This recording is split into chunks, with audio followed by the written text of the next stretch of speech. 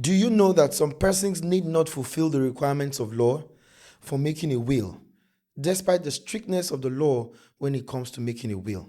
This is very true. Now, follow me on this very short video to find out who they are. In my previous video on wills and trust, I mentioned that there are some special circumstances where a will need not be written down or comply with the form required by law for a will to be valid, even though the law is very strict about complying with all the requirements of making a valid will. This kind of will is called a privileged will. Ordinarily, for a will to be valid under the law, the maker of the will, that is the testator, must have requisite capacity to make the will. In essence, the testator must be an adult, must be of sound mind at the time of making the will. He or she must be able to understand the implication of his or her wishes and instructions expressed in the will. The testator must make the will of his or her own free will. That is, he or she must not be under any form of duress or coercion or pressure from other people in making the will.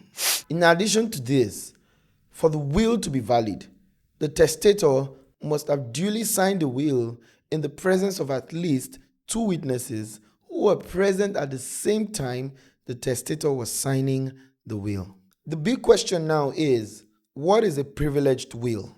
For the sake of clarity and proper understanding, a privileged will is a type of will that grants a person or class of persons higher advantage or right beyond that which every other person gets when it comes to making a will. Based on certain special circumstances, a privileged will does not need to comply with the strict rules and laws relating to making a will, in terms of the form of the will, the mode of execution of the will, and the capacity of the maker of the will. Yet, the law will regard such as a valid will. Section 11 of the Wills Act 1837, as well as the Wills, Soldiers and Sailors Act 1918, conferred on any soldier in actual military service and any mariner, that is, a sailor or seaman at sea, and airmen on actual military service, the right to make privileged wills. Please note that such servicemen need not be combatants at war. You can see that the soldiers and airmen in actual military service and soldiers or seamen at sea are indeed privileged when it comes to making a will. Note also that there are conditions attached to this class of soldiers and seamen before they can be entitled to the privilege. The conditions are in actual military service for soldiers and at sea for the seamen and sailors.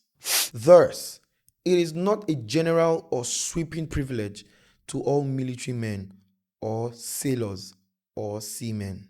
I believe you found this video educative and insightful. Please remember to share the video with your friends and loved ones as well.